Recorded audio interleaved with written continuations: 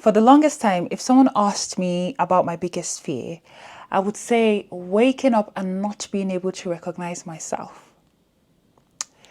But as I've grown and as I've reflected more deeply on this fear, it's dawned on me that maybe that is a gift.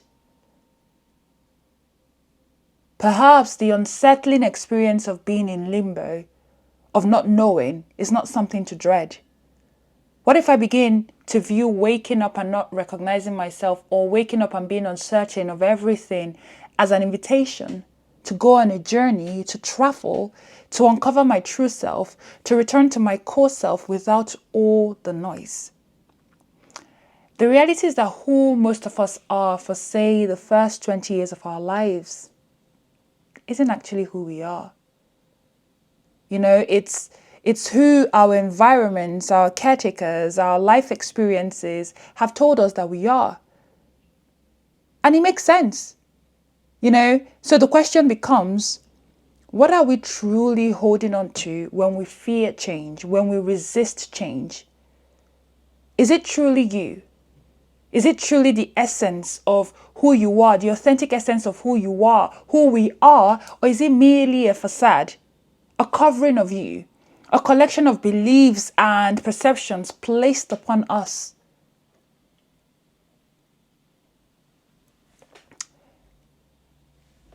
In being lost, an opportunity presents itself.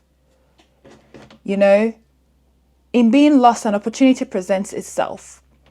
I get to go on the journey to reconnect with my true self, me, little Pearl, before the world got to me. A lot of the beliefs I've held over the years, listen, I know now, I understand now that they are definitely not mine.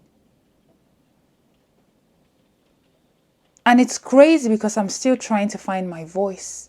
I'm still on that path of discovery. It's so hard because it's deeper than just external influences. It's deeper than just, oh, what they said you should do or what people say you should be. It's all the internal wiring from a really early age.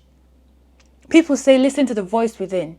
You know, that's the voice. That's the real thing. Listen to that voice that comes from your gut, your this. Listen, I'm like, yeah, I hear you. But the problem is that some of the voices within me aren't even mine. And then the constant battle becomes, how do I hear myself amidst the cacophony of influences? How do I rise above the echoes of judgment and expectations deeply ingrained within me before I ever had a say? And I think that's the work. That's what I'm being invited to every time I am lost. Whenever I am lost, that is what I'm being invited to. I'm being invited into. I must learn to hear. I must learn to recognize the divine within me, the untouched, the unconditioned core of who I am.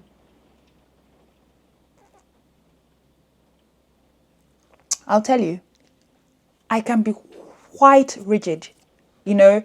I'm one of those people, and I think you can tell if you watch my videos, like, I can be quite rigid in a lot of ways. But one of my constant prayers these days is the courage to allow parts of me to fade, to break, to fall off, so that I can make way for new things, new experiences, new lessons, new growth. I heard this in Sang Park's Love in the Big City. I don't know if anyone has watched it. It's a book actually, but it's been made into a series recently. And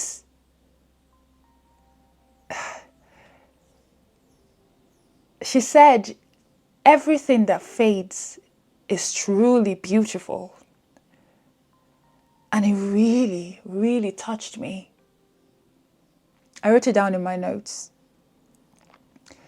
And it's a different context, probably.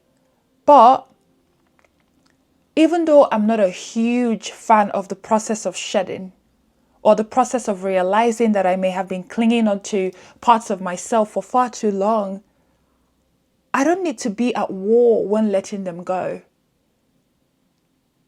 I should acknowledge the purpose that they served in my journey, respect that they existed for a reason, primarily for my survival, and then let them go, knowing that even the parts of me that are coming in right now will fade sometime too. And that whole process is beautiful. That whole process is beautiful, and so am I. Because I am the catalyst for that transformation.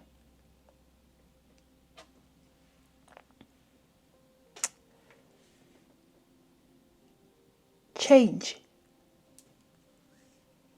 Please, please change. That is the biggest gift you can give yourself. Allow yourself to morph. Allow yourself to evolve. To look in the mirror and wonder who, what, when, how, where. Who am I? What am I? When did I become this way? When did I become this person? How do I fit into the world? Do I even fit into the world? And where do I want to go next? Being lost is so scary. And it makes sense. It makes so much sense that we hold on to the familiar. You know, we hold on so tight. And some of us marry our aesthetic identities, especially in times like this where everyone supposedly has some sort of personal law, aesthetic core, whatever the fuck that is. Oh my God, I sound upset about that. I'm not upset about that, but whatever the fuck that is, I think there's a lot of, oh my God, there's a lot of noise around me. It's raining, so I'm trying to stay focused. I think change and love go hand in hand. There's an intrinsic story there. A person who resists change, I think, is a person who hasn't met love yet. Because the very nature of love is that it creates. It challenges, it waters, it exposes. It's near impossible to love and be loved without change occurring. It's a transformative force. Think about it like caring for a plant. Not that I care for plants because all mine are fake and anyone I've had that history all die, but that's not the point. But think about it that way. You water the plant, you make sure it's positioned in the right spot, and you cut off anything that might hinder its growth. And you see the effects of all these actions in the health of the plant. It's still the same plant, it's just flourishing. When you cultivate love within yourself or for yourself, and you allow love from others to flow into your life, you receive the calling to become your truest and your best self. You become attuned to your potential for growth. You're not being asked to become someone else or something else. You're not being asked to turn into another fucking animal. What is happening is that you're being challenged. You're being challenged to grow. And for growth to happen, some sort of breaking must occur.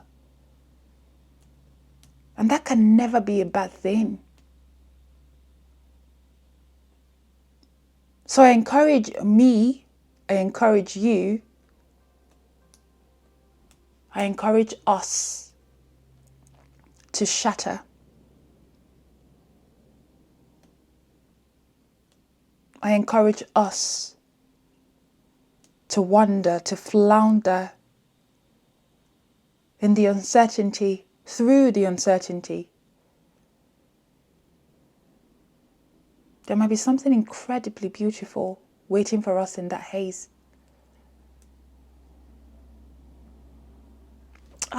There's so much noise. Driving me crazy, crazy, crazy, crazy. That's what I'm gonna call you.